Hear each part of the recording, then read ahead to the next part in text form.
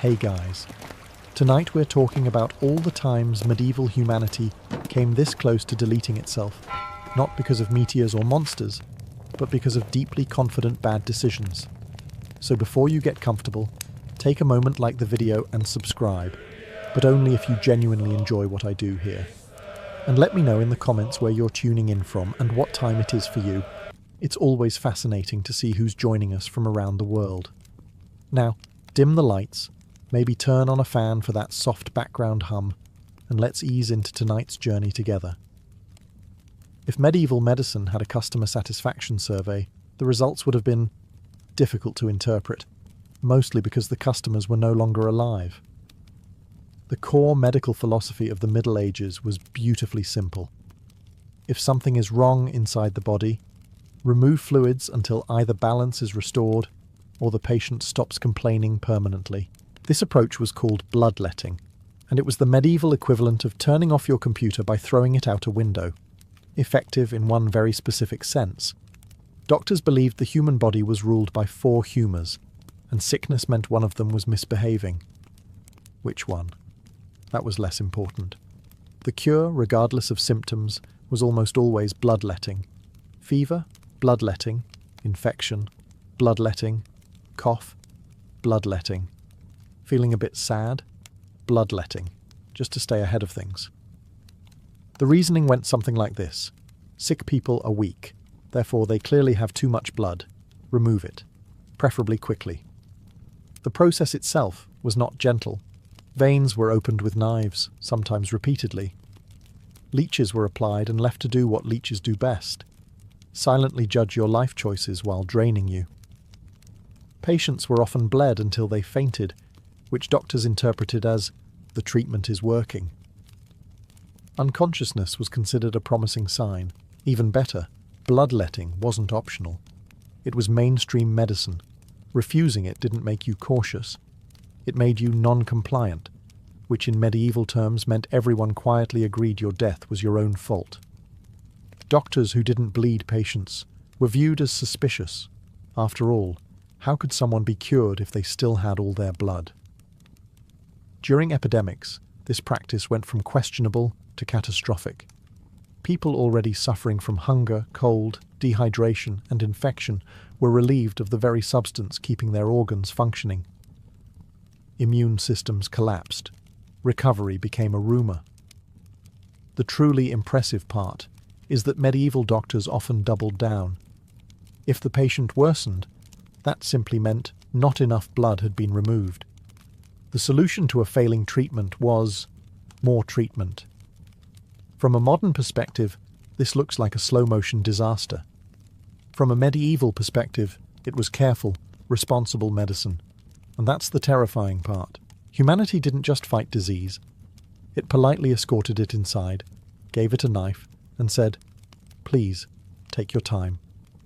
And somehow, against every medical instinct, people survived long enough to stop doing this. Once medieval medicine had finished bleeding people into the afterlife, medieval dietary advice stepped in to make sure anyone left standing didn't recover too comfortably. Because when you're already starving, cold, and diseased, the logical next step is to avoid the few foods that might actually help you survive. During famines and outbreaks, medieval authorities warned people against eating fruits and vegetables. Not because they were spoiled, but because they were considered too moist. Moist foods, according to medical theory, corrupted the humours. This was taken very seriously. Apples were suspicious. Greens were dangerous. Fresh food, in general, was viewed as a kind of dietary criminal. Instead, people were encouraged to eat heavy, dry foods: meat, stale bread, thick porridge, and wine. This advice was excellent if you were a well-fed noble with a stocked cellar. For everyone else, it was essentially a starvation strategy with religious backing. The problem, of course, was availability.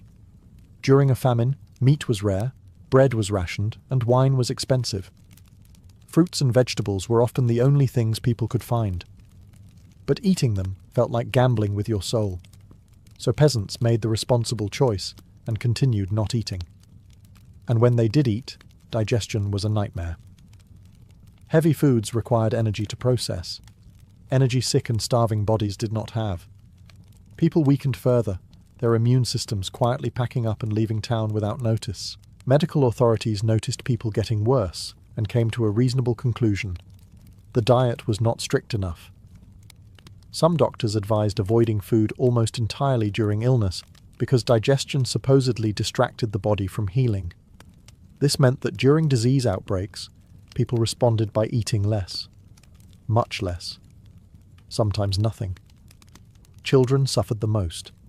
Growing bodies deprived of nutrition stopped growing, then stopped fighting infection, then stopped entirely.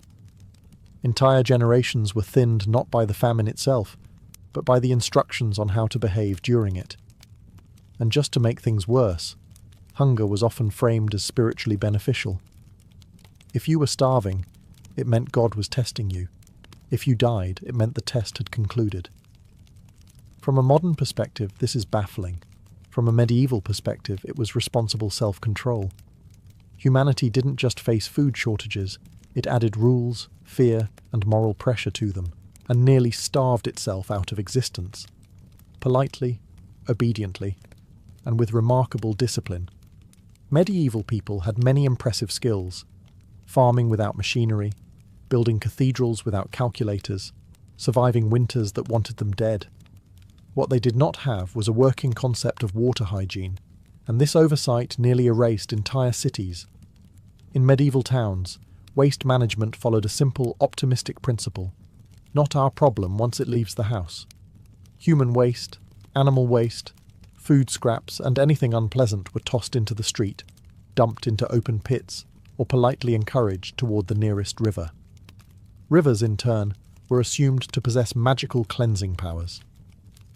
If something went into the water upstream, it was clearly gone forever by the time it reached you. Science. Unfortunately, rivers did not share this belief. Medieval cities often built latrines directly over waterways. Entire neighborhoods flushed themselves into the same rivers they later used for drinking, washing, and brewing beer. If you ever wondered why medieval ale was so popular, it's because fermented liquid was statistically safer than water that had recently hosted a parade of human regrets. The result was predictable. One sick person upstream meant everyone downstream was participating in a communal biology experiment. Dysentery, cholera, and other waterborne illnesses spread with ease. Cities became self-sustaining disease machines, proudly recycling their own problems. And when outbreaks happened, no one suspected the water. Why would they? Water looked clean. It tasted fine. It wasn't visibly screaming, "I am poison." Instead, blame went elsewhere. Bad air, sinful behavior, foreign influence, or the moon doing something suspicious again. People responded by burning incense, ringing church bells, or fleeing the city, often carrying the disease with them. The water remained untouched, unquestioned, and enthusiastically contaminated. Even attempts at cleanliness made things worse. Washing clothes in rivers added more waste. Slaughterhouses drained directly into streams. Tanners soaked animal hides in water that later flowed into wells. It was an ecosystem of poor decisions working together in perfect harmony. The truly astonishing part is that medieval cities knew something was wrong. People noticed patterns. Sickness followed certain water sources. Entire neighborhoods suffered repeatedly, and yet, without germ theory, the conclusion was never, "stop drinking that water." It was, "something unseen is angry." From a modern perspective, medieval sanitation looks horrifying. From a medieval perspective, it was logical, traditional, and extremely unfortunate. Humanity didn't just poison itself. It did it efficiently, cooperatively, and every single day, one cup at a time. When disease struck medieval Europe, people desperately searched for a cause. Unfortunately, instead of discovering bacteria, they discovered vibes. And the vibes were bad. Very bad. Clearly something was to blame, and medieval society decided that something was cats. Cats, you see, had a public relations problem. They were quiet, independent, active at night, and occasionally stared into corners like they knew something you didn't. This made them suspicious. During times of plague, Suspicion was enough to earn a death sentence. Cats were associated with witches, demons, heresy, and general moral failure, none of which, unfortunately, are known carriers of disease. So medieval communities began killing them, a lot of them. This decision was made with confidence. If cats were evil, and evil caused disease, then fewer cats meant less disease. This is what passed for epidemiology. Unfortunately, cats were also the main predators of rats, and rats, as it turns out, were deeply involved in the entire plague situation. With cats gone, rat populations exploded. Rats moved freely through homes, grain stores, streets, and sleeping areas, like they had just received a written invitation. Fleas followed, fleas thrived, and the plague spread faster than ever. At no point did medieval society pause and say, "Interesting, ever since we removed the animals that kill rats, there seem to be more rats." That would have required observation, humility, and admitting a mistake. 3 things medieval crisis management actively avoided. Instead, the worsening plague was taken as proof that not enough cats had been eliminated, so the solution was escalated. More cats were killed. Sometimes dogs too, just in case. Anything furry and vaguely suspicious became a target. This was not limited to one region. Entire towns participated. Cats were burned, drowned, chased away, or destroyed in public displays meant to cleanse the community spiritually. The rats watched quietly from the shadows, deeply appreciative of the new housing opportunities. The irony is painful. One of humanity's oldest allies, an animal that had lived alongside humans for thousands of years, was removed at the exact moment it was needed most, not because it failed, but because it was misunderstood. From a modern perspective, this looks like tragic comedy. From a medieval perspective, it was righteous action. Humanity didn't just fight disease poorly. It fired the one employee who was actually helping, and promoted the rats instead. When medieval people realized disease wasn't responding to bloodletting, starvation, or cat elimination, they escalated to a bold new strategy: public self-harm combined with long-distance travel. This was known as the flagellant movement, and it may be one of history's most efficient examples of good intentions doing maximum damage. Flagellants believed plague was divine punishment. The solution, therefore, was to impress God with suffering. Groups of men gathered, stripped down to the waist, and marched from town to town, whipping themselves with chains, leather straps, and occasionally enthusiasm. The logic was simple. If God saw enough blood, he would stop the plague.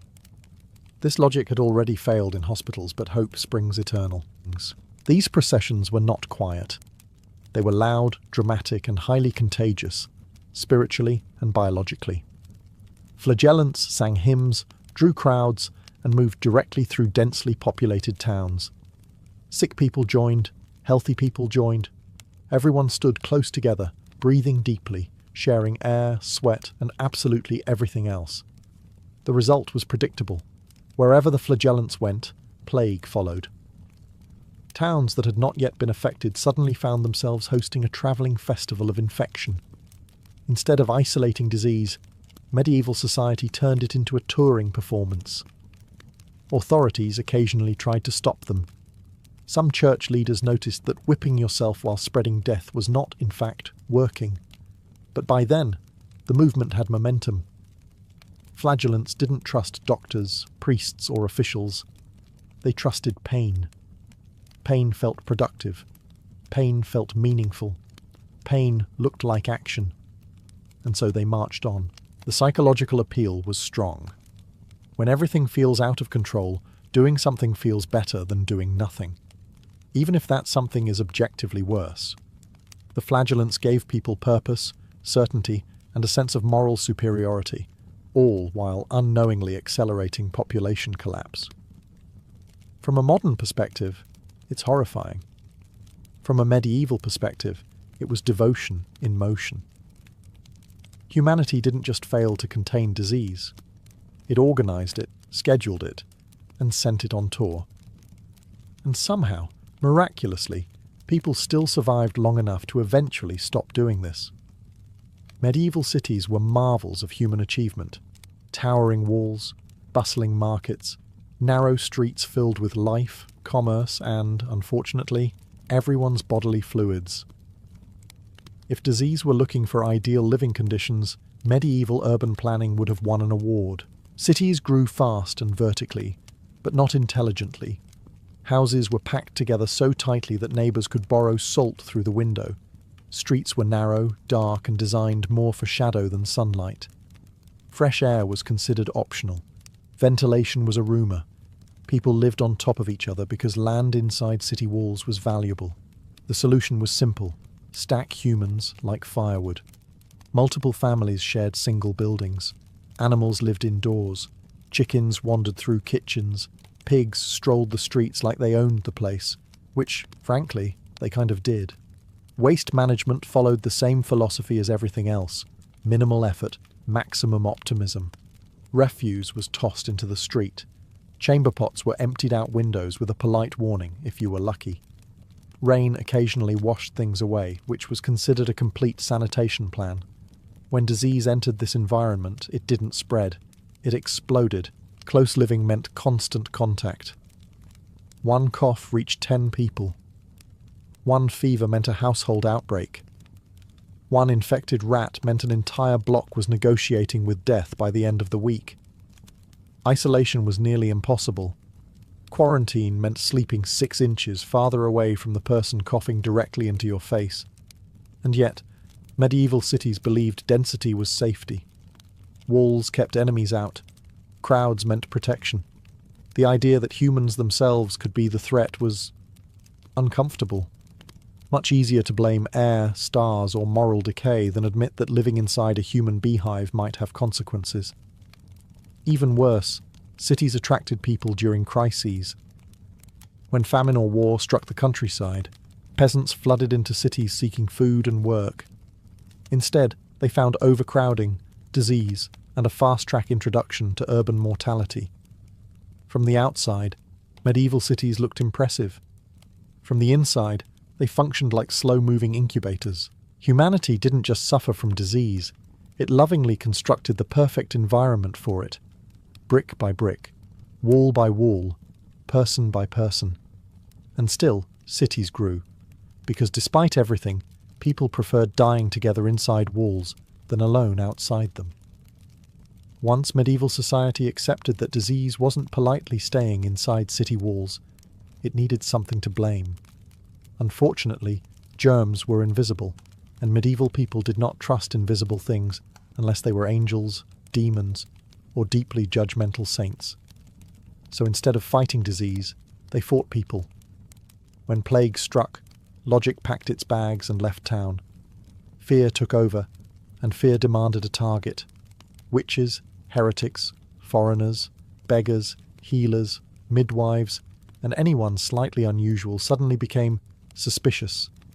If you lived alone, knew herbs, spoke differently, or had a cat before Chapter 4 happened to it, congratulations, you were now a public health threat. Entire communities became convinced that burning the wrong people would somehow disinfect reality itself. Fires were lit, trials were rushed, evidence was optional. Confessions were encouraged with enthusiasm. The logic was simple. If we destroy the source of evil, the sickness will stop. The plague, unfortunately, did not attend these meetings. This strategy had several drawbacks. First, it removed people who were often useful. Midwives and healers were targeted precisely because they were present during illness. Killing them reduced care, not disease. Second, executions created crowds. Large, tightly packed, emotionally charged crowds. Exactly the environment disease preferred. Third, persecution caused panic. People fled towns to avoid accusations, carrying disease with them into new regions.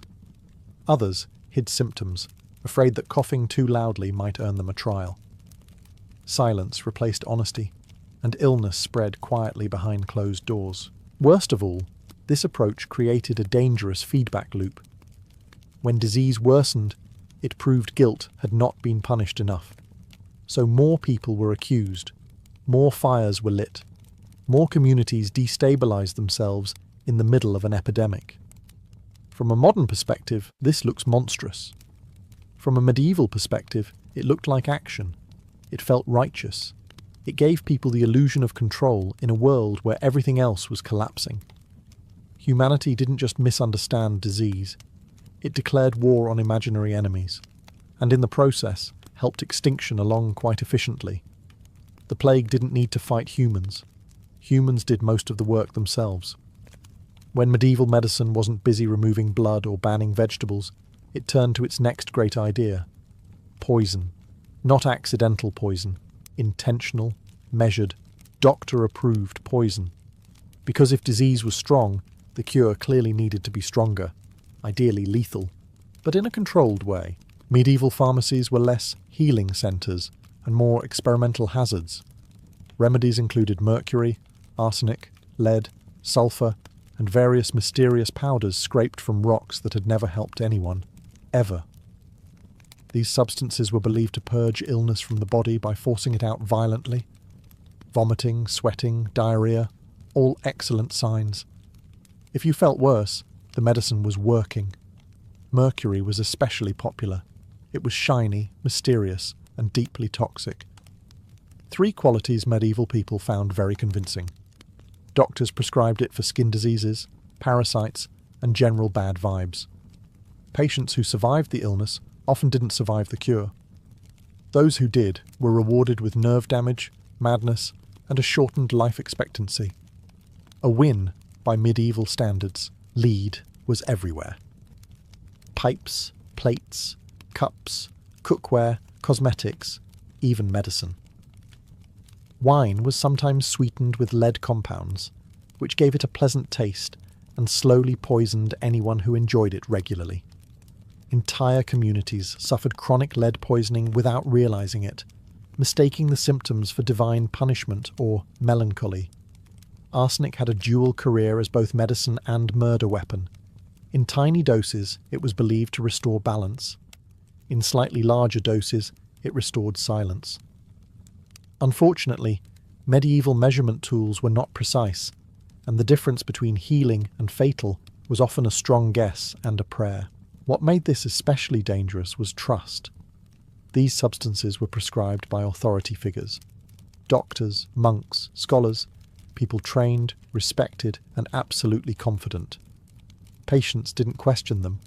After all, refusing medicine was irresponsible. If you died, it meant the disease was stronger than the cure. No one considered the alternative explanation. During epidemics, poison treatments multiplied. Desperate people swallowed anything recommended.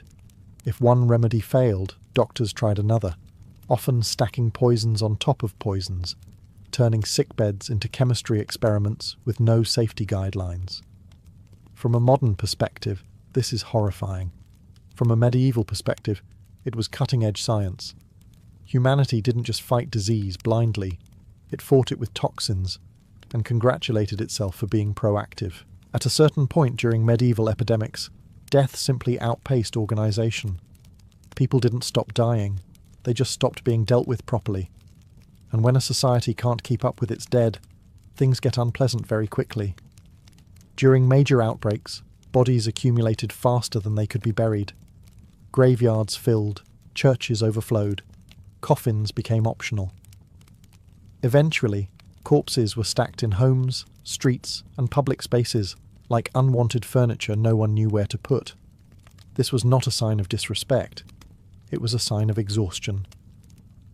Normally, burial involved ritual, care, and distance from the living.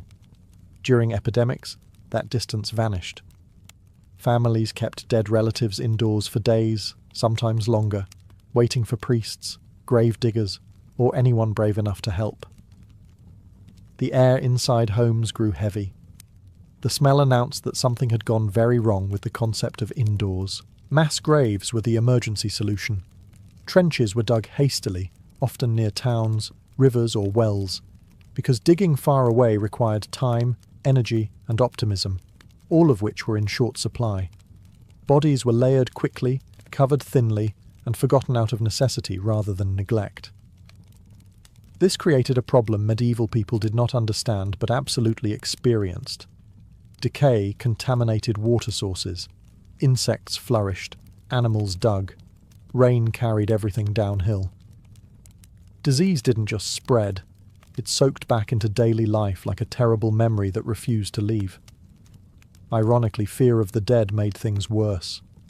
People believed corpses carried spiritual danger, so they avoided touching them. This delayed burials even further. The dead became untouchable, while the living continued sharing the same spaces, breathing the same air, drinking the same water. In some towns, carts were sent through streets to collect bodies. The call was simple and efficient. Bring out your dead. People complied quietly, because arguing required energy they didn't have. Death became routine, familiar, almost administrative. And yet, despite all of this, the response was rarely, "We need to change how we handle this." It was more often, "This is horrible, therefore it must be inevitable." From a modern perspective, leaving corpses among the living looks catastrophic. From a medieval perspective, it was unavoidable. No one had the systems, the manpower, or the knowledge to do better. Not yet. Humanity didn't just struggle against death, it lived beside it, slept near it, and slowly learned the hard way that ignoring decay does not make it go away. At some point, medieval people noticed a troubling pattern. When someone got sick, everyone around them soon followed. This observation was correct. The conclusion they drew from it, however, was complicated. Isolation felt cruel, unchristian, borderline suspicious. If someone was ill, the moral response was not distance, it was closeness. Family members gathered around the sickbed, friends visited, neighbours stopped by to offer prayers, advice, and germs. Leaving someone alone during illness felt like abandonment, and medieval society took abandonment very seriously. So instead of isolating the sick, people did the opposite. They crowded in. Entire households slept in the same room, often the same bed. Sick children were held constantly. Dying parents were surrounded by relatives. This wasn't negligence, it was love. Unfortunately, disease does not respect love. Disease sees love and thinks, excellent, more hosts. Medical advice didn't help. Doctors rarely recommended separation. In fact, some believed fresh company lifted the spirits and therefore improved recovery, which may be emotionally true, but biologically disastrous. A single infected person could quietly pass illness to an entire household within days. Even worse, medieval homes were small, poorly ventilated, and filled with smoke. Windows were tiny or non-existent. Fires burned constantly. Air barely moved. If disease wanted to linger, medieval cottages offered premium accommodations. Quarantine as a concept did exist. Sort of. Some cities experimented with isolating ships or travellers, but these measures were inconsistent and often ignored. Merchants argued, clergy protested, people snuck in and out, rules collapsed the moment they became inconvenient. And then there was fear. People worried that isolating the sick might anger God, who had clearly sent illness for a reason. If disease was punishment, separating from it might look like avoidance, and avoidance might invite worse punishment later. Better to endure together than offend divine authority. From a modern perspective, this is painful to watch. From a medieval perspective, it was compassionate behaviour. Society chose emotional unity over biological survival, without realising it was making the worst possible trade. Humanity didn't just fail to contain illness, it embraced it, held its hand, and whispered, "We'll get through this together." Which they did, just not all of them. Even when medieval people weren't actively starving themselves on medical advice, they were still quietly losing the long game against nutrition. For most of the population, hunger wasn't a crisis, it was a background feature, a constant hum of not quite enough, day after day, year after year, generation after generation. The average medieval diet was repetitive, seasonal, and aggressively beige. Bread formed the foundation of life. If you were lucky, it was fresh. If you were not, It was hard enough to qualify as a building material. Vegetables came and went with the seasons. Meat was rare, saved for special occasions, holidays, or moments when an animal died inconveniently and had to be eaten quickly. This meant that most people lived in a permanent state of nutritional deficiency. They were not starving dramatically. They were starving slowly, quietly, politely. The kind of hunger that doesn't kill you outright. It just makes you weaker, shorter, sicker, and far less capable of surviving the next disaster. Children grew up underfed. Their bodies adapted by growing less. Shorter stature, weaker bones, and compromised immune systems became normal. Adults carried those deficits into adulthood, where a minor infection could become fatal simply because the body had no reserves left to fight with. Then came the bad years. Crop failure, harsh winters, war, floods. Famine didn't arrive alone. It arrived on top of an already weakened population. People who had survived decades of almost enough suddenly faced definitely not enough. And bodies that had been running on empty had nothing left to give. Ironically, the social response often made things worse. During shortages, people hoarded, markets collapsed, prices spiked. The poor were priced out of survival while watching food exist just out of reach. Malnutrition turned into mass death, not because food didn't exist, but because access did not. And through it all, hunger was normalized. People didn't complain much. Complaining implied expectation, and expectation implied entitlement. Hunger was framed as moral discipline, spiritual testing, or simply the natural order of things. From a modern perspective, this looks like systemic failure. From a medieval perspective, it was life as designed. Humanity didn't just face famine.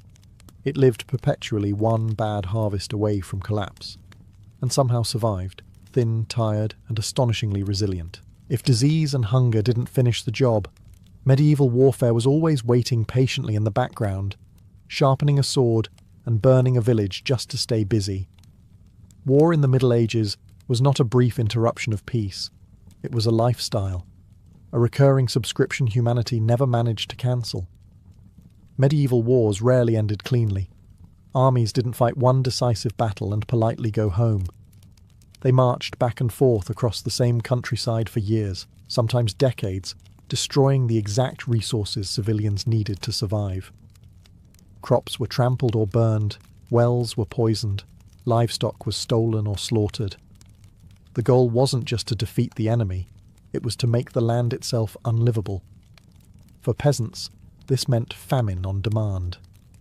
You could survive disease one year, hunger the next, and then wake up to find soldiers politely turning your entire livelihood into ashes because your village happened to exist between two arguing nobles. Armies were also excellent disease delivery systems. Soldiers lived in close quarters, travelled constantly, and brought sickness wherever they went. When they passed through towns, they didn't just take food and shelter. They left behind infections. War didn't pause plagues. It distributed them.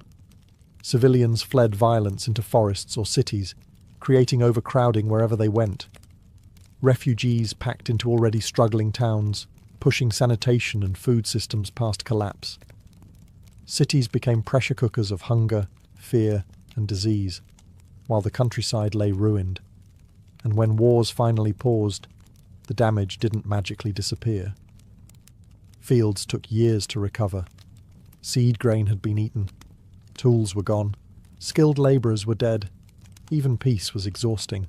What made this especially dangerous was frequency.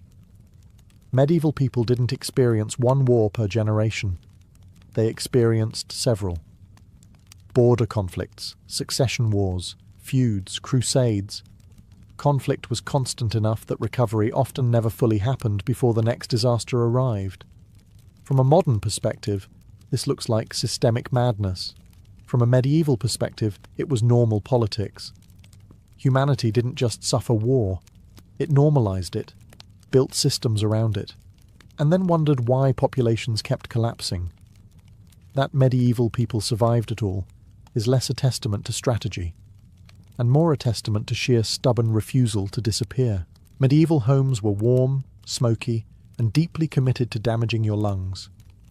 Fire was essential for survival, but medieval architecture treated smoke like a mild suggestion rather than a lethal problem. Chimneys were optional, ventilation was theoretical, and fresh air was something you experienced briefly while going outside to fetch water and question your life choices.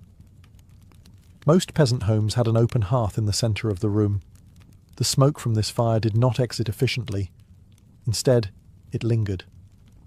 It curled around rafters, sank back down, and filled living spaces with a thick haze that made your eyes water and your throat feel like it had personally offended the fire. This was not considered dangerous. This was considered cozy. People lived, slept, cooked, and worked in this environment every day. Children grew up breathing smoke the way modern people breathe city air. Coughing was normal. Burning eyes were normal. Headaches were normal. If you couldn't see clearly across the room, that just meant the fire was doing its job. Over time, this constant exposure took a toll. Chronic respiratory problems were widespread. Lungs weakened. Immune systems suffered. When epidemics arrived, these damaged lungs became perfect entry points for illness. What might have been survivable in a healthier body became fatal in one already struggling to breathe. Ironically, smoke was also believed to be protective. Some people thought it purified the air or drove away evil influences. So when disease appeared, the solution was sometimes more smoke, extra fires, more incense, less oxygen. If the plague didn't get you, the atmosphere might. And remember, homes were small. Entire families slept in the same room, sometimes the same bed, wrapped in blankets saturated with smoke. Night after night, lungs absorbed particles that modern doctors would describe with words like extremely concerning. From a modern perspective, medieval indoor living looks like a public health disaster. From a medieval perspective, it was survival. Cold killed faster than smoke, at least in the short term. The long-term consequences were someone else's problem, usually future you. Humanity didn't just warm itself, it slowly smoked itself, and then wondered why breathing felt optional during epidemics. The miracle isn't that medieval people suffered from respiratory illness. The miracle is that they survived long enough to eventually invent chimneys that actually worked. One of the most dangerous things medieval people ever did wasn't burning cats, drinking sewage, or bleeding patients until they fainted. It was something far quieter and far more persistent. They trusted tradition more than evidence. And tradition, unfortunately, had a very impressive body count.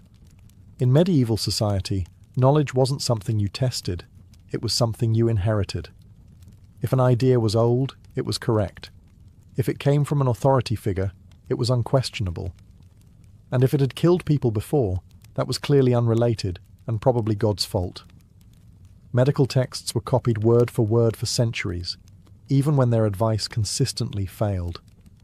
Bloodletting worked because Galen said it worked. Dietary restrictions mattered because Aristotle had opinions. Questioning these figures wasn't curiosity, it was arrogance. And arrogance, everyone knew, was much more dangerous than dying of preventable illness. Observation did happen. People noticed patterns all the time. They saw that certain treatments made patients worse. They noticed that some towns got sick more often than others. They realized that certain water sources caused problems. But observation without permission meant nothing. If what you saw contradicted tradition, tradition won. And tradition always won. A healer who suggested something new risked ridicule, punishment, or accusations of heresy. A doctor who ignored accepted methods could lose status or livelihood. Even being right didn't protect you. In fact, being right too early was suspicious. Why were you questioning wisdom passed down for generations? What were you hiding? This created a world where deadly ideas survived longer than people. Practices that harmed patients continued simply because they had always been done. Progress moved at the speed of copying manuscripts by candlelight, and only if the copyist approved of the idea. The truly dangerous part was confidence. Medieval society wasn't uncertain. It was deeply sure of itself. It believed it understood the world, illness, and God's intentions. and that certainty delayed improvement far longer than ignorance ever could have. From a modern perspective, this looks like stubbornness. From a medieval perspective, it was respect. Respect for elders, for tradition, for authority, even when that authority was quietly leading everyone toward extinction. Humanity didn't just struggle against nature. It handcuffed itself to old ideas and refused to let go, even as the cost became painfully obvious. By the end of it all, the most astonishing thing about medieval humanity is not how close it came to extinction, it's that it didn't actually manage to pull it off. Given the bloodletting, starvation, poisoned medicine, sewage drinking, cat extermination, plague parades, crowded cities, endless wars, smoky lungs, and unwavering loyalty to terrible ideas, survival should not have been on the table. And yet, here we are. Medieval people didn't survive because their systems worked. They survived because humans are remarkably stubborn creatures who keep reproducing even when everything else is going wrong. Survival wasn't engineered. It wasn't planned. It happened in the cracks between disasters, in the pauses between bad decisions, in moments where someone accidentally did the right thing for the wrong reason. Progress came slowly, and usually by accident. Someone noticed that isolating the sick sometimes helped. Someone realized certain water sources made people ill. Someone stopped bleeding patients because too many died immediately afterward. These changes didn't arrive as revolutions. They crept in quietly, often without explanation, long before theory caught up. What truly saved medieval people wasn't intelligence. It was adaptation under pressure. When a practice became so deadly that it threatened entire communities, it eventually softened, shifted, or quietly disappeared. Not because society admitted it was wrong, but because continuing it became impossible to ignore. And even then, change was resisted every step of the way. The Middle Ages were not a story of ignorance versus enlightenment. They were a story of humans trapped inside belief systems that once made sense, slowly realizing those systems were killing them, and then arguing about it for several centuries. From a modern perspective, it's easy to laugh. From a historical perspective, it's sobering, because medieval people weren't uniquely foolish. They were doing what humans always do, trusting what feels familiar, obeying authority, clinging to explanations that offer comfort, and avoiding uncertainty at all costs. They almost went extinct, not because they were weak, but because changing how you think is harder than surviving another bad year. In the end, humanity didn't escape the Middle Ages by brilliance alone. It escaped by surviving long enough to question itself. And honestly, that's still how it works today. At the very centre of Norse belief stood Yggdrasil, not as a symbol, but as the literal structure holding existence together. To the Vikings, the cosmos was not an abstract void of stars and emptiness. It was a living system, organic and fragile, bound together by a colossal ash tree whose roots and branches touched every corner of reality. If Yggdrasil failed, everything failed with it. The tree rose from the depths of existence, its trunk impossibly vast, its bark weathered by ages older than memory, its branches stretched outward and upward, cradling worlds like fruit on a limb. These branches were said to creak and groan, not from wind, but from the weight of fate itself. The Vikings imagined the universe as something that could be heard, strained, and slowly worn down over time. Yggdrasil was not serene or benevolent. It was constantly under attack. Serpents gnawed at its roots. A dragon chewed endlessly at its base. Deer stripped its leaves. Decay was not an accident. It was built into the system. The Vikings believed that existence was never stable, never safe, and never eternal. Even the structure holding the cosmos together was slowly dying. At the base of Yggdrasil lay sacred wells, each tied to a fundamental force of reality. One was the well of wisdom, guarded fiercely and paid for in sacrifice.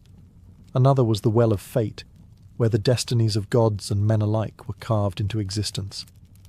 These waters fed the tree, but they also reminded the gods that knowledge and destiny came at a cost. Importantly, Yggdrasil did not separate gods from humans or the living from the dead. All were connected through the same structure. The Vikings saw themselves not as spectators in the universe, but as participants standing on one of Yggdrasil's branches. Their lives mattered, but not because they were protected, because they were exposed. This worldview shaped everything. If the cosmos itself was fragile, then struggle was natural. If even the gods could not stop decay, then courage mattered more than survival. Yggdrasil taught the Vikings that existence was temporary, interconnected, and constantly threatened, and that meaning came not from permanence, but from how one endured while the tree still stood. From the branches and roots of Yggdrasil emerged the 9 worlds, each one a complete reality of its own, yet never fully separate from the others. To the Vikings, the universe was not layered neatly or arranged logically. It was tangled, overlapping, and sometimes leaking into itself, much like the tree that held it all together. Closest to the gods was Asgard, a fortified world of halls, feasts, and endless preparation for war. This was not a paradise of peace, but a stronghold. Even the gods lived behind walls, knowing that enemies would one day come for them. Asgard existed high among Yggdrasil's branches, but height did not mean safety. It meant responsibility. Below it lay Midgard, the world of humanity. Midgard was not central because humans were important. It was central because humans were vulnerable. Surrounded by oceans and encircled by a massive serpent, Midgard was exposed to chaos on all sides. The Vikings believed their world was constantly under threat, balanced between order and destruction, never fully secure. Beyond Midgard were harsher realms. Jotunheim was a land of giants, ancient beings who embodied chaos, raw nature, and unstoppable forces. Giants were not evil in a moral sense. They were inevitable. Storms, winters, earthquakes, and famine all belonged to their domain. Conflict between gods and giants was not about good versus evil, but control versus collapse. Far below, wrapped around the roots of the tree, lay darker worlds. Niflheim was cold, silent, and lifeless, while hell received those who died without glory. Death was not punishment here. It was simply another destination, another branch on the tree. Crucially, these worlds were not sealed off. Gods walked into human lands. Giants invaded divine halls. Monsters crossed boundaries when balance failed. The Vikings believed reality was porous, always at risk of being breached. Living within the 9 worlds meant accepting uncertainty. You were never isolated. You were part of a system that could shift, crack, or collapse at any moment. The 9 worlds taught the Vikings that existence was interconnected, and that no realm, not even the gods, stood alone. At the heart of the Viking cosmos stood Odin, not as a gentle father god, but as a restless seeker who ruled through knowledge, sacrifice, and fear. To the Norse, wisdom was not something given freely. It had to be taken, stolen, or paid for in pain. Odin understood this better than anyone, because he paid more than all others combined. Odin was obsessed with knowing how the universe worked and, more importantly, how it would end. He did not seek comfort or reassurance. He sought truth, even when that truth promised destruction. This obsession drove him to acts no other god would dare. He gave up one of his eyes at the Well of Wisdom, sacrificing part of his sight in exchange for deeper understanding. From that moment on, Odin saw less of the world, but understood far more of it. Yet even that was not enough. Odin went further, hanging himself from Yggdrasil itself, pierced by his own spear, denying himself food and water. For 9 days and 9 nights, he suffered between life and death, not as a martyr, but as a hunter, trapping knowledge. From this ordeal, he gained the runes, symbols of power, fate, and magic that governed reality. The message was clear. Wisdom is born from suffering, not comfort. Odin's rule reflected this philosophy. He did not promise safety to gods or humans. He promised preparation. He sent his ravens across the worlds to gather information. He filled Valhalla not with the innocent, but with the violent and the brave, warriors who could fight when the end came. Even death, under Odin's watch, became a recruitment tool. Importantly, Odin was not all-knowing. He knew Ragnarok would come, but not how to stop it. His wisdom revealed limits, not solutions. This made him deeply tragic. The most knowledgeable being in the cosmos was also the one most aware of inevitable failure. To the Vikings, Odin embodied a harsh truth about existence. Understanding does not save you. It only prepares you. The universe was not built to reward goodness or punish evil. It rewarded awareness, courage, and endurance. By worshipping Odin, the Vikings accepted a worldview where pain had purpose, sacrifice had meaning, and ignorance was the greatest weakness. Odin did not offer peace. He offered clarity, and in a universe balanced on the edge of destruction, clarity was the most valuable thing of all. In Norse mythology, the cosmos was not held together by harmony, but by tension. The gods themselves existed in a permanent state of conflict, especially with the giants, ancient beings who represented chaos, wilderness, and forces beyond control. This struggle was not a moral battle between good and evil. It was a structural necessity. Without conflict, the universe would collapse. The gods of Asgard were not immortal, perfect beings. They aged, they feared death, and they relied on constant effort to maintain order. Among them stood Thor, the blunt force of the cosmos. Where Odin sought knowledge, Thor delivered violence. His hammer was not a symbol of justice, but of containment. Each time he crushed a giant, he was not winning a war. He was delaying disaster. Thunder, storms, and earthquakes were seen as echoes of this endless struggle spilling into the human world. Opposite the gods stood the giants, beings older than Asgard itself. They were not villains plotting domination. They were nature unbound. Cold winters, raging seas, wild forests, and hunger all belonged to them. The giants existed to push against order, to test it, weaken it, and eventually break it. The Vikings understood that chaos could not be destroyed, only resisted.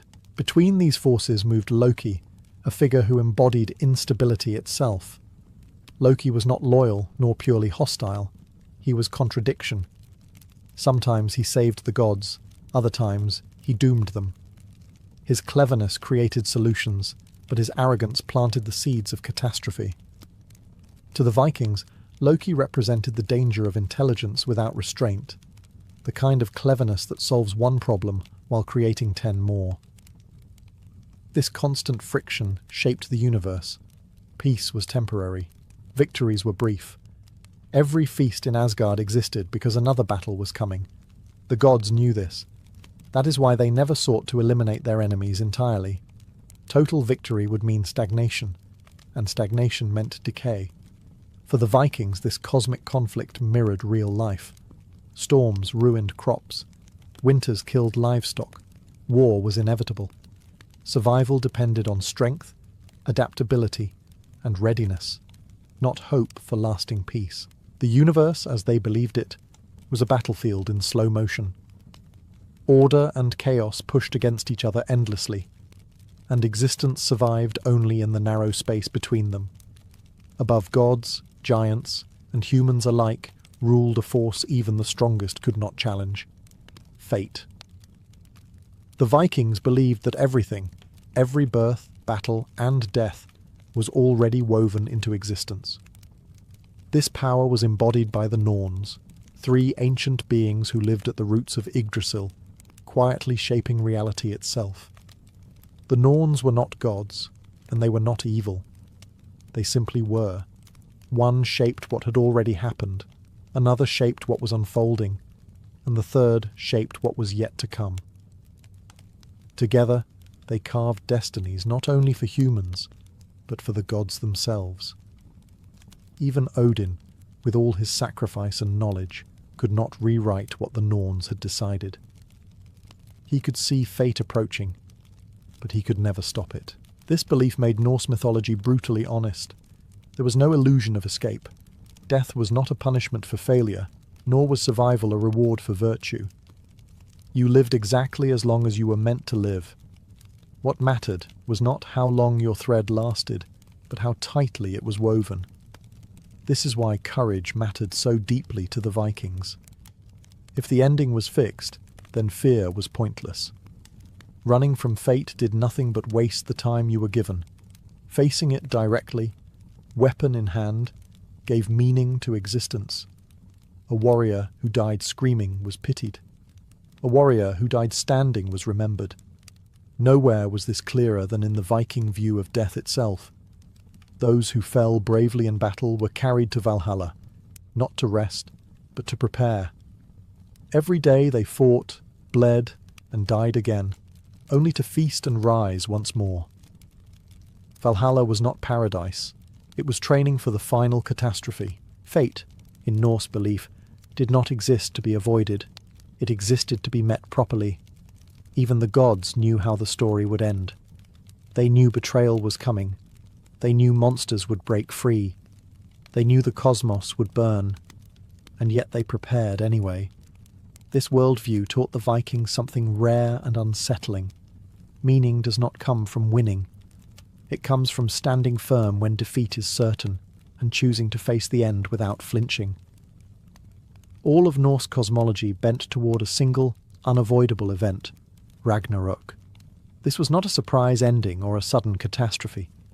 Ragnarok was embedded into creation itself from the very beginning. The Vikings believed the universe was born with an expiration date, and every age, every war, and every omen was a slow step toward that final collapse. Ragnarok was not triggered by one mistake or one act of evil. It began with imbalance. Bonds weakened. Promises broke. Natural order frayed. Winters grew longer and crueler. Brothers turned on brothers. The world did not end in fire alone. It ended in moral decay. To the Vikings, social collapse and cosmic collapse were reflections of the same process. As Ragnarok approached, the monsters long restrained by the gods would finally break free. Fenrir, the monstrous wolf bound by trickery, would snap his chains and devour everything in his path. His jaws were said to stretch from earth to sky, consuming gods as easily as men. At the same time, Jörmungandr, coiled around Midgard, would rise from the sea, flooding the land and poisoning the sky with his breath. From the underworld would march the dead, led by Hel, while giants would storm the heavens, crossing shattered boundaries that once kept reality intact. Even the sun and moon would not escape. They would be devoured, plunging the world into darkness. The gods did not misunderstand Ragnarok. They knew exactly what it meant. Defeat, not a close battle, not a tragic victory, an absolute end. Odin would be swallowed by Fenrir. Thor would kill the world serpent only to collapse, poisoned, moments later. No sacrifice, no wisdom, no strength could prevent this outcome. What makes Ragnarok remarkable is not its destruction, but the response to it. The gods did not flee. They did not beg fate for mercy. They armed themselves, gathered their allies, and marched toward a battle they knew they would lose. To the Vikings, Ragnarok was not a failure of the gods. It was the ultimate proof of honor. Knowing the end did not excuse inaction. Meaning came from resistance, not survival. The universe would burn, but it would burn standing. In the Norse worldview, death was not a mystery to be feared. It was a destination already accounted for. The universe was built with endings in mind, and death was simply one more transition along Yggdrasil's branches. What mattered was not avoiding death, but earning the right kind of ending. The most famous destination was Valhalla, Odin's great hall. But Valhalla was never meant for everyone. It was reserved for those who died bravely in battle, weapon in hand, meeting violence with defiance. Even then, Valhalla was not rest. The dead warriors, the Einherjar, fought each other every day, killing and being killed, only to rise again by nightfall to feast and prepare. Death was not the end of struggle, it was recruitment. Alongside Valhalla existed Folkvanga, ruled by Freyja. Half of the fallen were said to go there instead, though little was known about what awaited them. This uncertainty mattered. The Vikings did not obsess over mapping the afterlife. They accepted that not everything was meant to be understood. For those who did not die in battle, there was hell. Contrary to later Christian ideas, hell was not a place of punishment. It was quiet, cold, and colourless, a reflection of deaths without glory. Farmers, children, the elderly, and the sick all ended there. Their fate was not shameful, just unremarkable. The Vikings did not see hell as evil. They saw it as absence. This belief system created a stark moral hierarchy. Glory was earned through action, not goodness. A kind man who died quietly might be loved, but he would not be celebrated. A violent man who faced death unflinching would be remembered. Memory mattered more than morality. Death rituals reflected this mindset. The dead were buried with weapons, tools, and symbols of identity, not because they would use them, but because they defined who the person was. To die stripped of your story was worse than dying violently. In the end, Norse belief did not promise justice after death. It promised recognition. You would not be judged, you would be remembered or forgotten. To the Vikings, dying well meant meeting the inevitable with dignity. The universe would end. Life would end. But how you faced that ending would echo longer than your breath ever could. Even after the destruction of Ragnarok, Norse mythology did not end in silence. When the flames died down and the seas withdrew, the universe was not erased, it was transformed. This final belief reveals something crucial about how the Vikings understood existence. Destruction was never absolute. It was a passage, not a conclusion. After Ragnarok, the world was said to rise again from the waters, cleansed but scarred. The earth would become green once more. Crops would grow without being sown. The sky would clear. This was not a return to innocence. It was survival after catastrophe. The new world carried memory, not forgetfulness. Some gods would endure. Balder, whose unjust death helped trigger the end, would return from the underworld, symbolizing renewal and restored balance. His presence did not undo the past, but it softened it. Light returned not because darkness was defeated, but because it had already done its worst. A new generation of gods would walk the renewed world, inheriting ruins instead of palaces. They would remember the mistakes of their predecessors. Wisdom would come not from prophecy, but from experience. The universe would continue, but it would continue humbler. Humanity would survive as well. Two figures, Leif and Lifthrasir, would hide during Ragnarok and emerge afterward to repopulate the world. Their survival was not heroic or glorious. It was quiet. This mattered. The Vikings understood that most survival does not look like legend.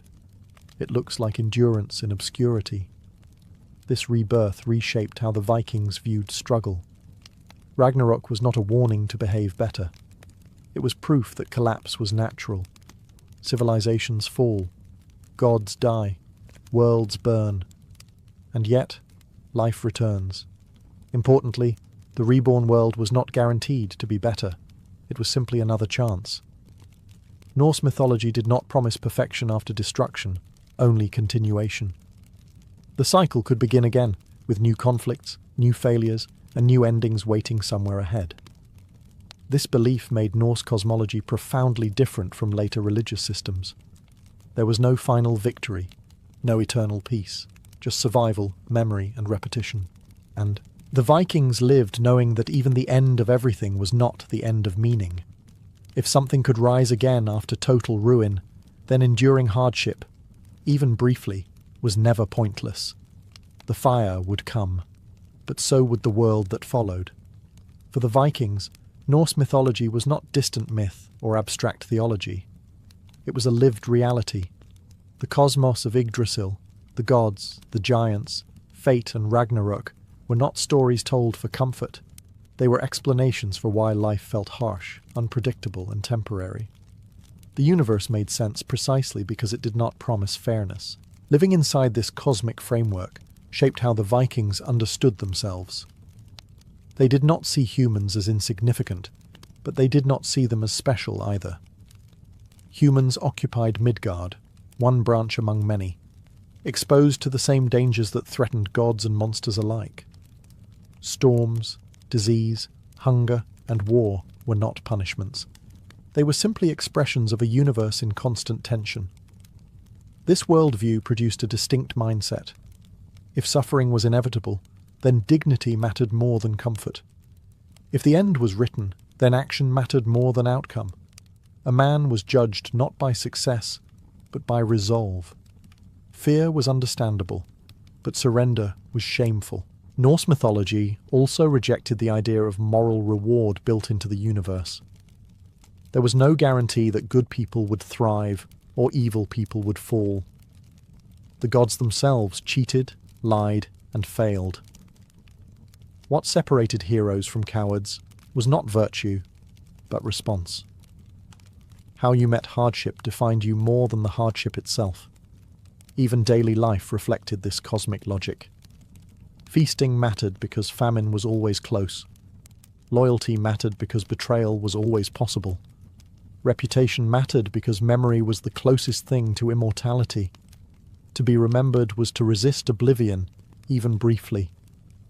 Importantly, this belief system did not produce despair. It produced resilience. Knowing that even the gods would die did not weaken faith. It strengthened resolve. If Odin himself could not escape fate, then humans had no reason to feel humiliated by loss. Struggle became a shared condition across all levels of existence. Norse mythology offered no escape from reality, but it offered alignment with it. The universe was brutal, so humans were expected to be brave. The future was uncertain, so preparation mattered. The end was guaranteed, so meaning had to be created now. To live as a Viking was to stand inside a collapsing cosmos and choose to act anyway. Not because victory was assured, not because salvation awaited, but because facing the storm head-on was the only honourable way to exist beneath the branches of the world tree. For most of human history, the face was something you never truly saw. You could feel it in the cold, sense it when others stared back at you, recognise it through pain, scars, and expressions. But you could not confront it directly. Identity existed without confirmation. You were a presence in the world, but your own image remained largely unknown. The earliest encounters with the self came by accident. A still pond at dawn, a dark pool after rain, a calm river that briefly stopped moving. For a moment, a face appeared, ghost-like, distorted, trembling with every breath of wind. Then it vanished. The image was never stable, never obedient. Water refused to hold the self in place. To early humans, this made reflection feel uncanny, almost supernatural. Seeing yourself was not a tool. It was an event. This absence mattered deeply. Without a fixed reflection, the sense of self was built outward, not inward. You knew who you were because of your role, your name, your lineage, your actions. Identity lived in memory and reputation, not in appearance. The body was functional, not aesthetic. It hunted, laboured, healed, aged. It was not examined. This may be why so many early cultures associated reflections with spirits, souls, or other worlds. A face appearing in water felt less like confirmation and more like intrusion. Was that truly you, or something wearing your shape? In many traditions, reflections were treated cautiously, even fearfully. Looking too long could mean inviting something back with you. Importantly, the lack of mirrors meant there was no daily confrontation with flaws, no studying symmetry, no measuring youth against decay. Wrinkles arrived unnoticed. Scars became familiar through touch, not sight. Aging happened quietly. Vanity, as we understand it today, had little room to grow. This did not make early humans less self-aware. It made them differently aware. The self was experienced through action, not observation. Through endurance, not appearance. Through story, not image.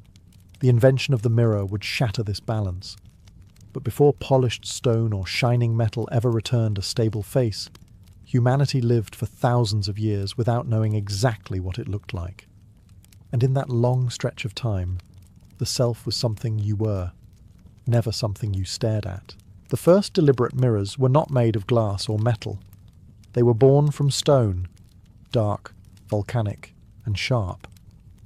Polished obsidian, used as early as 6,000 years ago, offered humanity its first reliable way to see itself without distortion.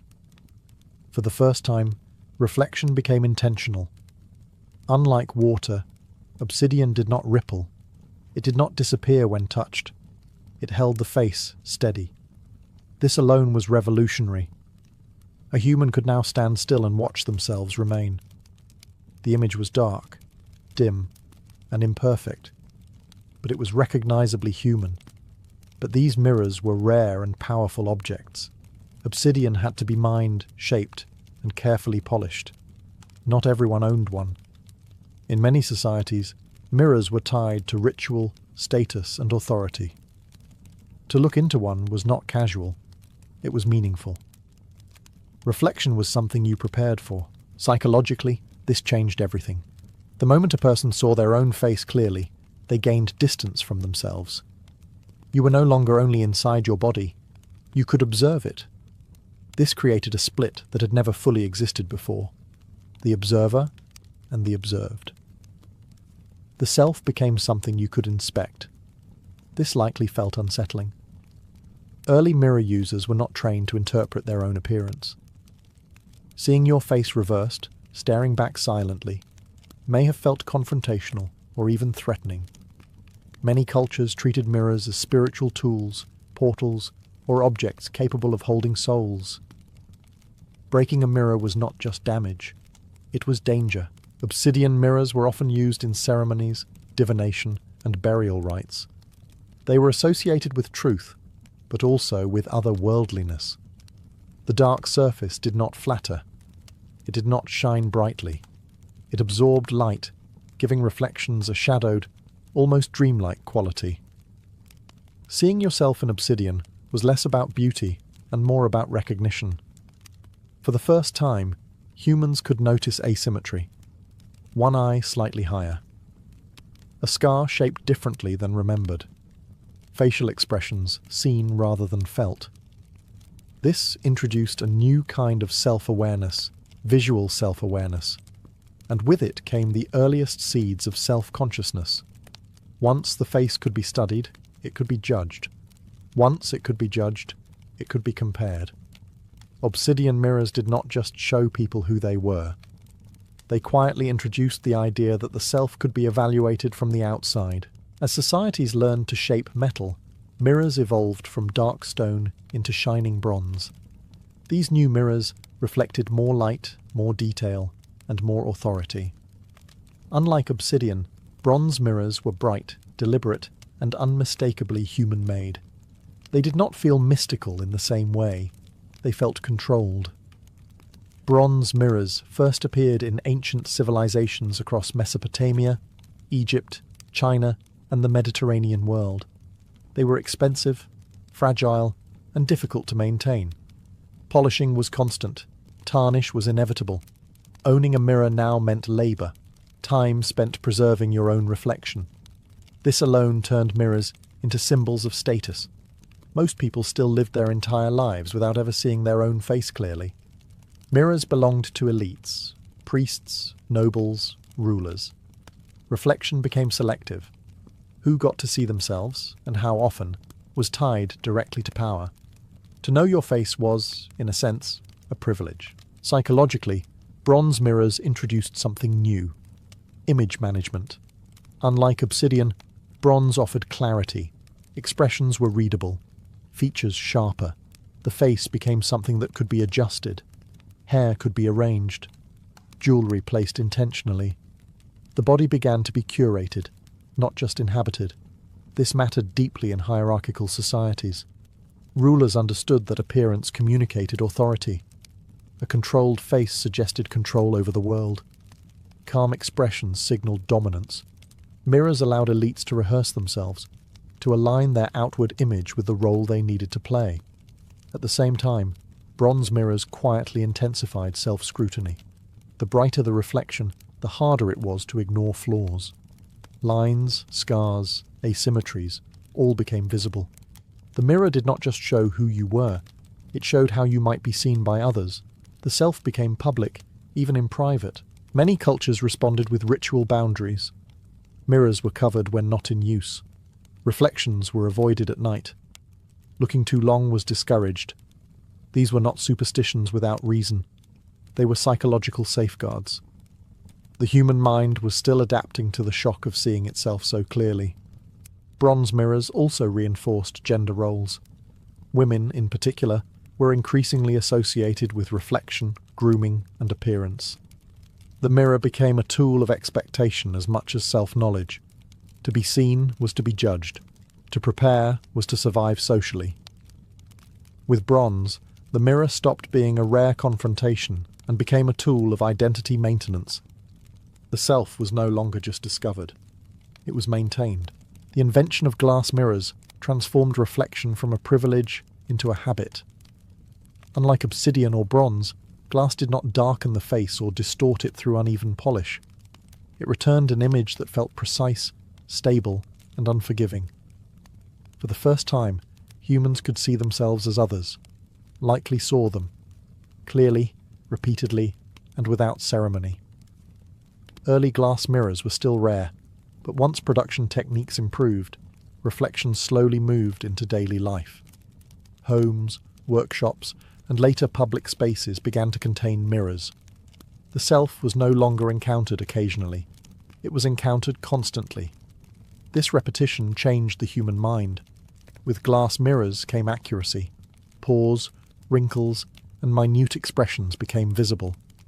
There was no shadow to hide behind, no blur to soften the image. The face stopped being symbolic and became anatomical. People began to recognize themselves not just as roles or reputations, but as visible objects in the world. This precision intensified self-awareness into self-monitoring. You could now check your appearance at will, adjust posture, practice expressions, smile until it looked convincing, frown to see how it landed. The mirror became a rehearsal space for social interaction. Identity became something you could practice before presenting it. Psychologically, this marked a major shift. The self was no longer something that emerged through experience alone. It was something managed through observation. The internal sense of who you were began to compete with the external image staring back at you. For some, this created control. For others, anxiety. Glass mirrors also changed how time was experienced.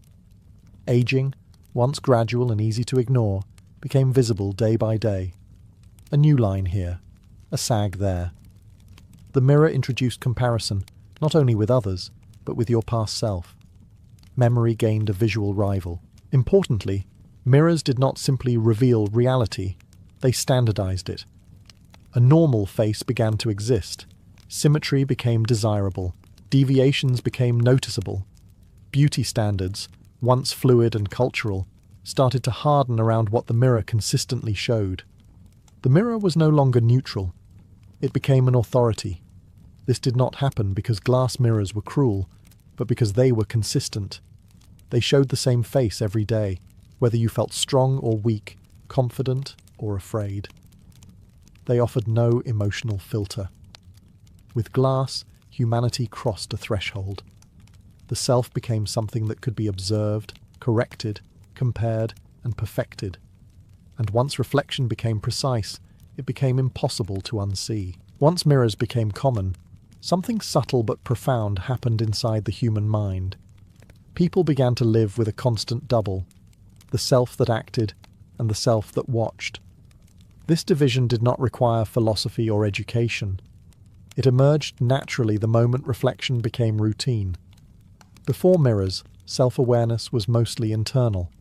You felt embarrassment, pride, confidence, or shame without seeing yourself express it. With mirrors, emotion gained a visual component. You could now watch yourself being afraid. Watch yourself smile. Watch yourself age. The mind learned to step outside the body and look back in. This created a new psychological tension.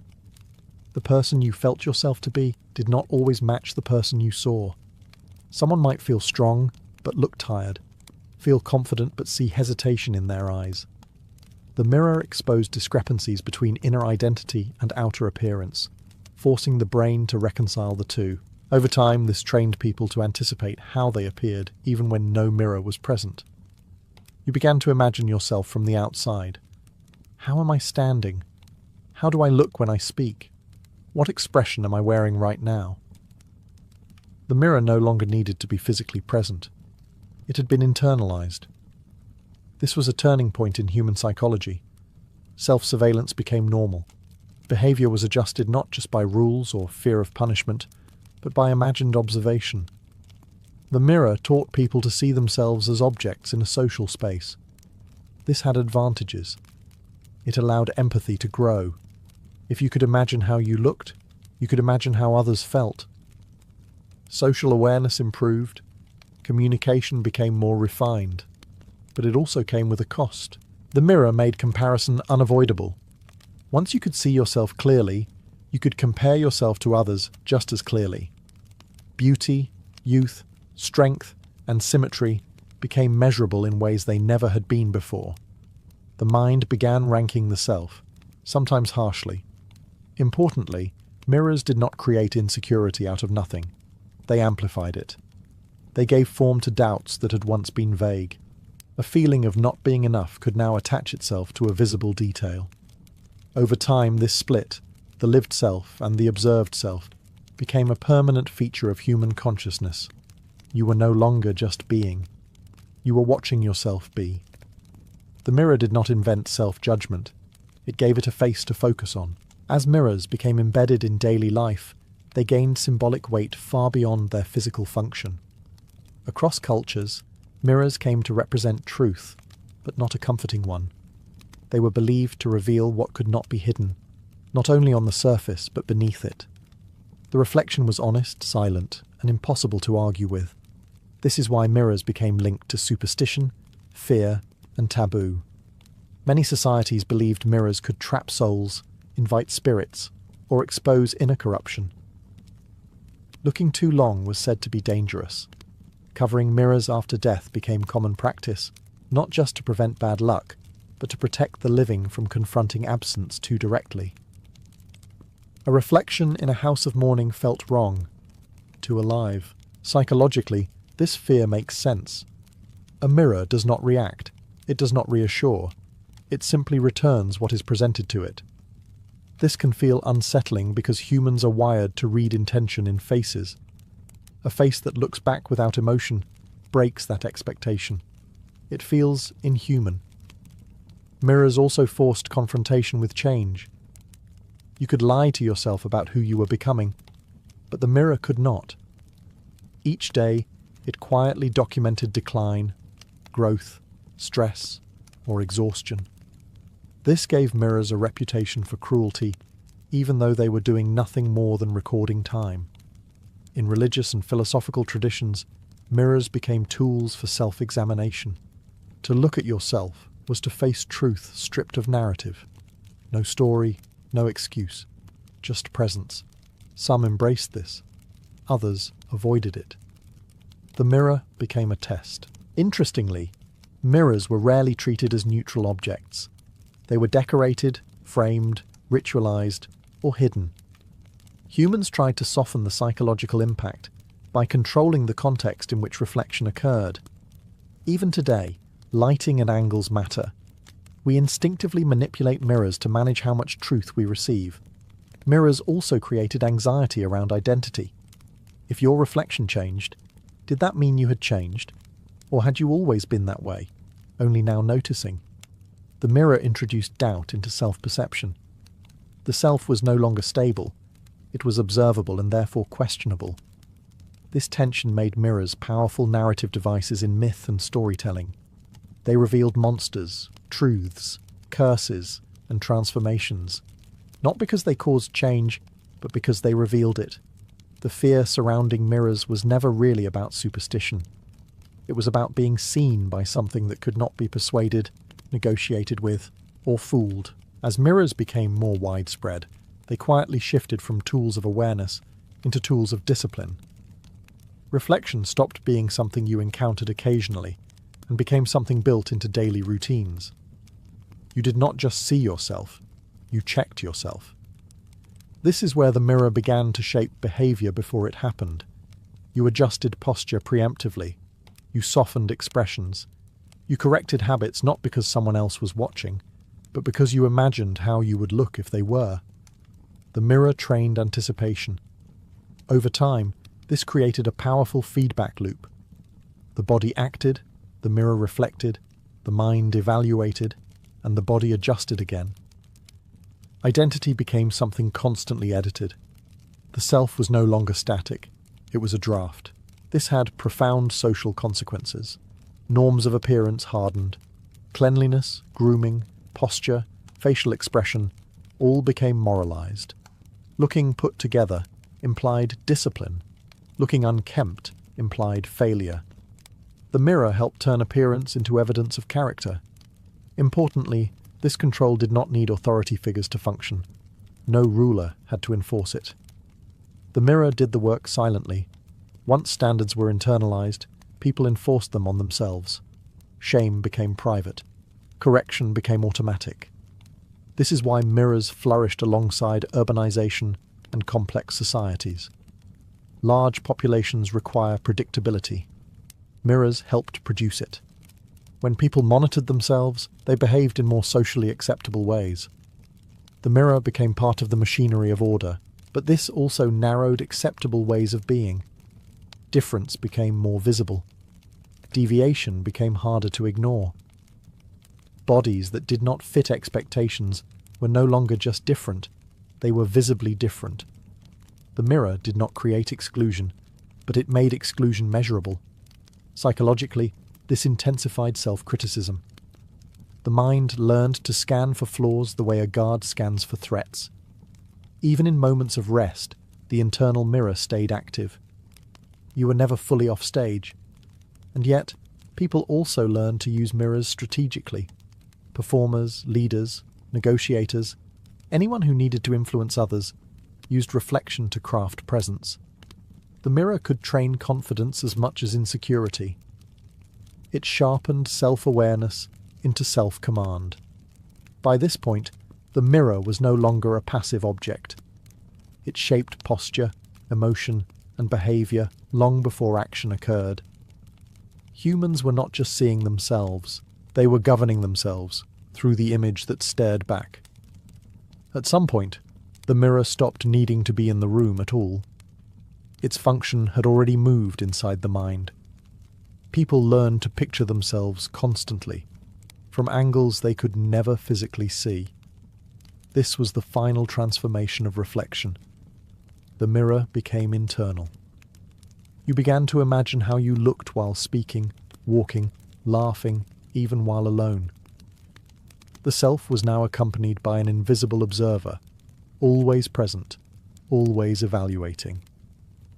This was no longer about appearance alone. It extended to behavior, emotion, and thought. Am I acting correctly? Am I reacting the right way? Do I look like the person I believe myself to be? This internal mirror reshaped identity at its deepest level. Personality became performative, even in private. You did not just feel anger, you watched yourself feel it. You did not just experience joy, you assessed how it looked. Emotional life gained a second layer: observation. This brought clarity for some. Self-reflection allowed growth, restraint, and intentional change. You could notice harmful patterns and correct them. You could rehearse courage. You could become more than impulse. But it also carried a cost. When the observer never turns off, rest becomes difficult. Silence becomes crowded. Even solitude feels public. The mind loses its ability to simply be, without commentary. This is where the mirror's psychological power becomes most intense. The self splits again, not between body and image, but between experience and judgment. You are no longer just living moments. You are evaluating them in real time. Modern anxiety thrives here. The fear of being seen persists even when no one is watching. The internal mirror does not blink. It does not get tired. It does not forgive easily. It remembers old reflections and compares them to new ones. And yet, this inward turn also enables deep self-knowledge. Without the mirror, there is no introspection. Without introspection, there is no deliberate identity. The same tool that creates insecurity also creates consciousness. This is the paradox of reflection. The mirror fragments the self, but it also allows the self to be shaped intentionally. It can trap you in endless self-criticism, or it can offer awareness powerful enough to change behavior. By this stage, humanity no longer needed polished stone, metal, or glass to see itself. The mirror had become a permanent feature of the human mind, watching, questioning, and defining who we believe ourselves to be. The invention of the mirror gave humanity something no other tool ever had: the ability to confront the self directly and repeatedly. It did not add strength, speed, or survival skills. It added awareness, and awareness changed everything. Once humans could see themselves clearly, identity became something visible. The self could be examined, improved, doubted, and reshaped. This brought growth. It allowed empathy, self-correction, and intention. People could align how they felt with how they appeared. They could become deliberate versions of themselves. But this gift came with a cost. Seeing yourself meant judging yourself, remembering yourself, comparing yourself. The mirror made the self measurable, and measurement invites hierarchy. Beauty, youth, and symmetry became currencies. Aging became something to track instead of accept. Difference became something to explain or hide. The mirror did not invent insecurity, vanity, or shame, but it gave them a fixed reference point. Doubt gained a surface. Fear gained a face. The self became both subject and object, actor and audience. This tension is still unresolved. Modern life is saturated with reflections, literal and digital. Screens, cameras, and profiles extend the mirror endlessly. The question introduced by the first polished stone has never gone away. Who am I, really? The one I feel myself to be, or the one I see? The mirror offers no answer. It never did. It only shows. And yet without it, much of what we call selfhood would not exist. The ability to recognize yourself is the foundation of responsibility, memory, and choice. The mirror fractured the self, but it also made it conscious. In the end, the invention of the mirror did not simply allow humans to see their faces. It forced them to live with themselves as visible beings in the world.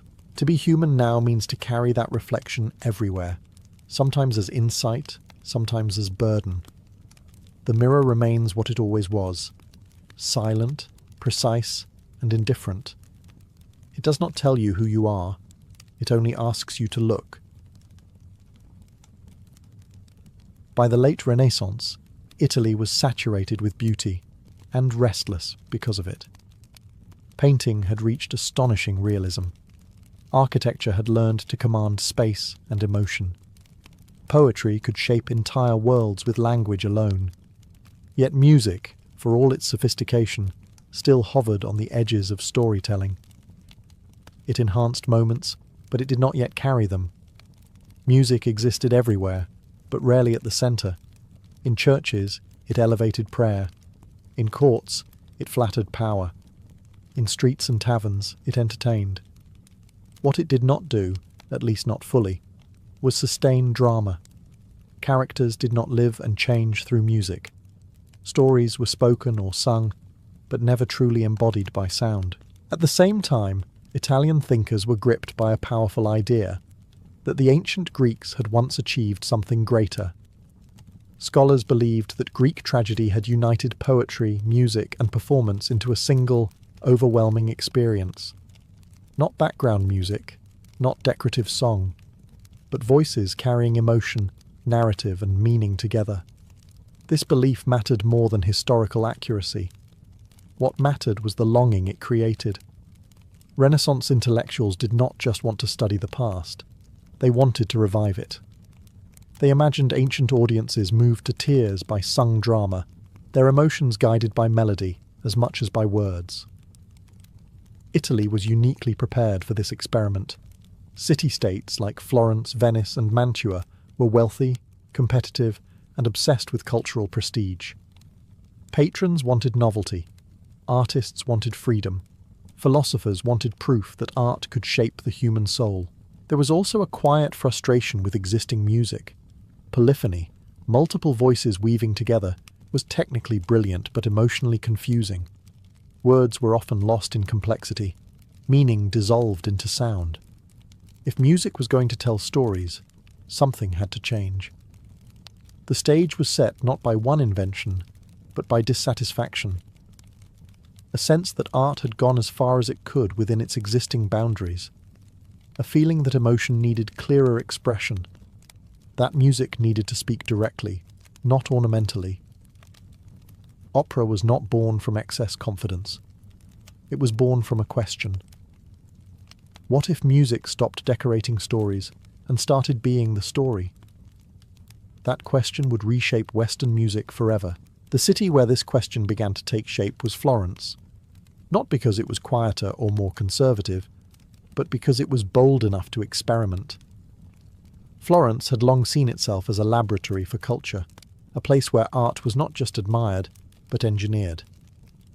If a new form was going to be invented, it would happen here. At the centre of this experimentation was a small group of poets, musicians, and philosophers who met in private homes rather than public theatres. They were later called the Florentine Camerata. What united them was not a shared style, but a shared frustration. They believed contemporary music had become too complex, too tangled in technical display to express genuine human emotion. Their core idea was radical for its time. Music should serve the words, not overpower them. They argued that ancient Greek drama had been sung in a simple speech-like style, where melody followed natural language. Whether this was historically true mattered less than the conviction behind it. They wanted music that spoke. This was dangerous territory. Renaissance music prized polyphony, the interweaving of multiple independent vocal lines. It was mathematically elegant, intellectually impressive, and deeply respected. To suggest abandoning it was to challenge centuries of tradition. Yet the Camerata pushed forward anyway. They imagined a new vocal style where a single voice carried the text clearly, supported by minimal harmony. This approach would allow listeners to understand every word, every emotional shift. Music would no longer blur meaning, it would sharpen it. What they were proposing was not just a technical change, it was a philosophical one. They believed emotion was central to art, and that art's purpose was to move the listener's inner state. If music failed to do that, no amount of complexity could redeem it. This idea reframed the role of the performer. Singers were no longer just voices within a texture. They became characters, individuals, bearers of narrative weight. The audience, in turn, was invited to listen differently, not for cleverness, but for feeling. Florence provided the perfect environment for such a risky experiment. Wealthy patrons funded trials. Small audiences tolerated failure. Artists were encouraged to test ideas rather than repeat formulas. The Florentine Camerata did not set out to invent opera as a genre. They set out to solve a problem, and in doing so, they opened a door that could never be closed again. Ideas alone were not enough. If music was truly going to become drama, someone had to risk putting theory on a stage. That step was taken at the very end of the 16th century, when composers began creating works that sat uneasily between music, speech, and theatre, things that did not yet have a name. One of the first to attempt this was Jacopo Peri, a musician working in Florence under noble patronage. Peri was not trying to invent a spectacle. He was trying to test an idea. Could a single voice, shaped like heightened speech, carry an entire story? The result was something new and strange. Instead of multiple voices intertwining, one character sang at a time. The melody followed the natural rise and fall of spoken Italian, stretching certain syllables, tightening others. This style came to be known as recitative, not fully song, not fully speech, but something suspended between the two. Early audiences did not hear these works as polished masterpieces. They heard them as experiments. The music was sparse, the accompaniment minimal, the drama intimate. But something unprecedented was happening. Characters were no longer pausing the story to sing. They were singing the story itself. This solved a major problem. Words could finally be understood. Emotion could unfold in real time. Music stopped interrupting drama and began serving it. A character's hesitation, grief, or anger could now stretch across musical time, instead of being spoken and forgotten. These early operas often drew on mythological subjects, especially Greek stories. This was intentional. Myth provided emotional weight without requiring realism. Audiences already knew the endings. The focus was not suspense, but expression, how it felt to move toward fate. Importantly, these first works were not written for large public theatres. They were performed in courts and private spaces, for educated listeners who were willing to listen carefully. Opera began not as popular entertainment, but as intellectual art. There were doubts. Some found the style monotonous. Others missed the richness of polyphony. But even critics sensed something irreversible had begun. Once music learned how to speak clearly, it could no longer go back to being decorative alone. These early experiments were fragile, imperfect, and limited, but they proved one essential thing. A human voice, given enough space and intention, could carry an entire world. The early experiments proved that sung drama was possible. What they had not yet proven was that it could be powerful. That transformation came with Claudio Monteverdi, the composer who turned a fragile concept into a living art form. Monteverdi understood something his predecessors only sensed. If opera was going to survive, it could not remain an academic experiment. It had to move people. Emotion had to come first, even if rules were broken along the way. Where earlier composers had treated music cautiously, Monteverdi treated it like a weapon, bending harmony, rhythm, and melody to serve feeling. His operas did not merely present stories. They breathed. Characters argued, begged, raged, and collapsed emotionally, and the music followed them without restraint. Dissonance was no longer a flaw. It became a tool. When a character suffered, the harmony suffered with them. When desire surged, the music stretched beyond polite boundaries. Monteverdi also expanded the orchestra's role. Instruments were no longer just support. They became emotional commentators, colouring scenes with tension, tenderness, or dread. Silence itself became meaningful. A pause could wound as deeply as a note. This shift changed how audiences experienced opera. They were no longer listening politely. They were being pulled into the inner lives of characters.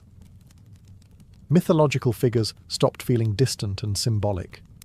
They became recognizably human, capable of jealousy, fear, regret, and longing. Crucially, Monteverdi proved that clarity and richness could coexist. Words remained intelligible, but the musical world around them grew deep and expressive. Opera no longer had to choose between intellect and emotion. It could command both. This was the turning point. After Monteverdi, opera was no longer a question mark. It was a viable, compelling form capable of growth. Composers across Italy took notice. Courts requested new works. Experiments became expectations. Opera also began to loosen its elite grip. While still expensive and exclusive, it was no longer confined to philosophical circles. Its emotional power made it accessible even to listeners who did not understand its theoretical origins. What Monteverdi achieved was not perfection, but momentum. He showed that opera could evolve, absorb influences, and deepen over time. Once audiences had felt music think, desire, and suffer on stage, there was no returning to simpler forms. Opera was alive now, and living things do not stay contained for long. Once opera proved it could move hearts, it needed a new home. one less restricted than princely courts and private salons. That home became Venice, a city unlike any other in Italy. Venice was wealthy, crowded, theatrical by nature, and most importantly, public. Here, opera would change forever. In Venice, opera left the world of exclusive patronage and entered the marketplace. Public opera houses began to appear, funded not by a single ruler, but by ticket sales. This single shift transformed the art form. For the first time, opera had to appeal not just to elites, but to paying audiences with varied tastes and expectations. This changed what stories were told and how they were told. Mythological subjects remained popular, but they were reshaped for drama, spectacle, and emotional immediacy. Plots became more complex.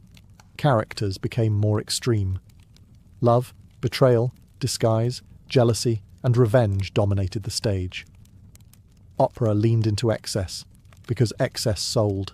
Music adapted accordingly. Recitative still carried the story forward, but arias grew in importance.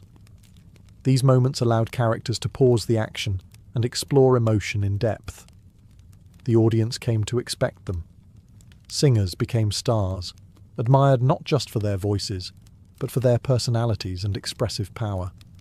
Venice also transformed staging. Opera houses invested in elaborate sets, moving scenery and visual effects. Gods descended from above. Palaces collapsed. Storms erupted indoors. Opera became a total sensory experience, combining sound, sight, and narrative into something overwhelming. This commercialization worried some intellectuals. They feared opera was becoming shallow, driven by spectacle rather than philosophy. But what they overlooked was that opera was doing exactly what living art does, adapting to its environment. Public audiences demanded clarity, emotion, and excitement. Opera responded by sharpening its tools. Music became more direct, characters more relatable, conflict more intense. The art form grew stronger, not weaker. Venice proved that opera did not need protection to survive. It needed engagement. When people paid to hear stories sung, those stories gained urgency. Opera stopped being an experiment and became a cultural force. By opening its doors to the public, opera gained something crucial. A voice that belonged not just to artists or patrons, but to society itself.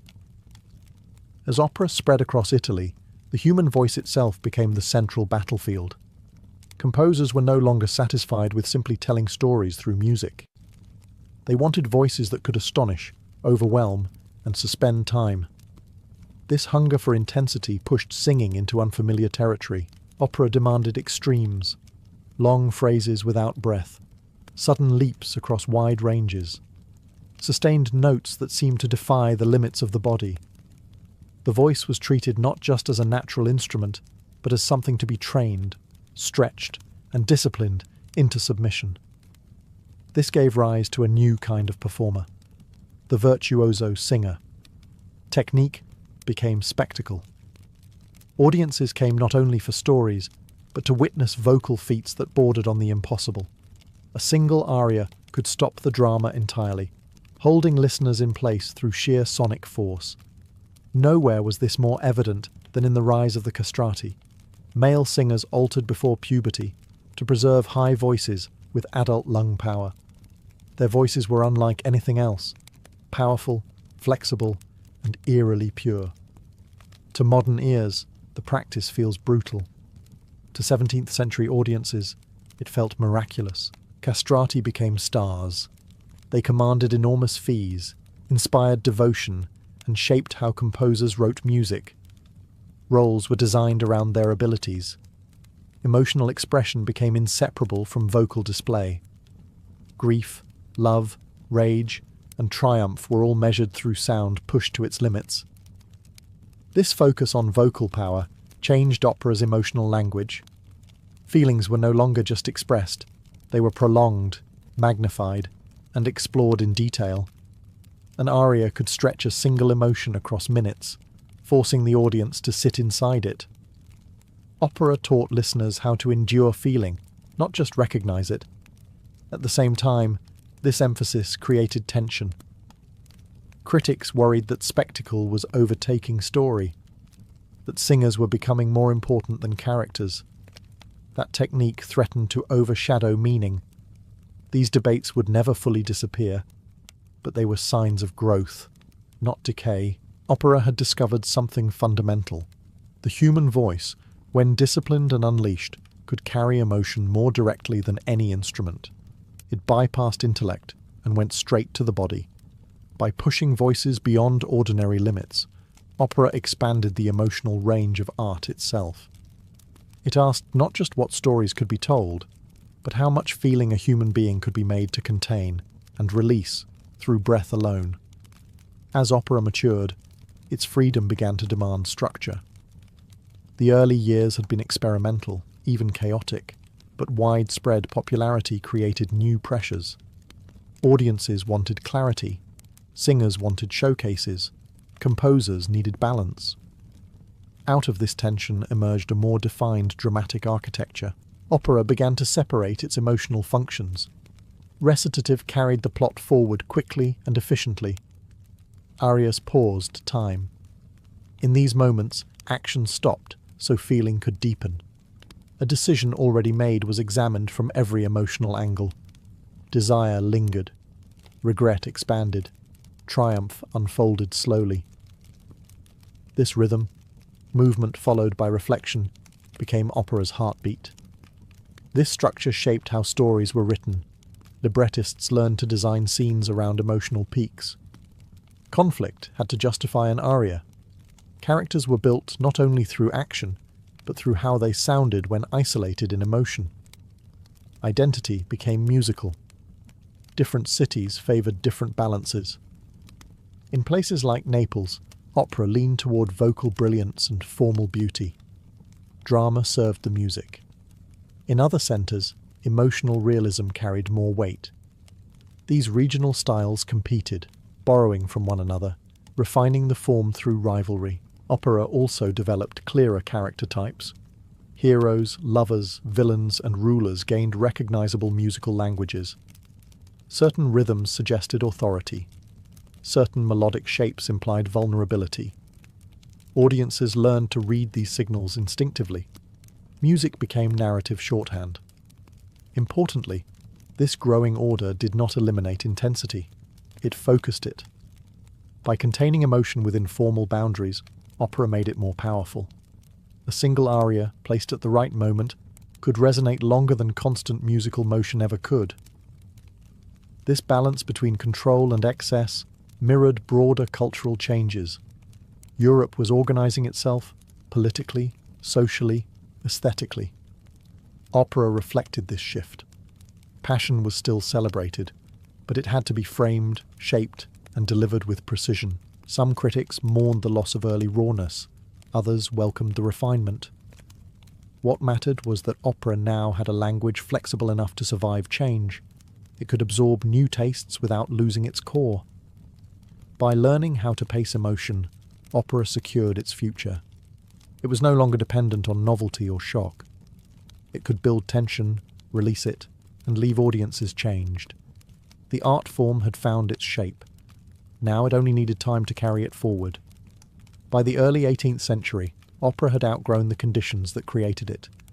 What began as a specifically Italian solution to a Renaissance problem, how to fuse music and drama, had become something far larger. Opera was no longer an experiment. It was an export.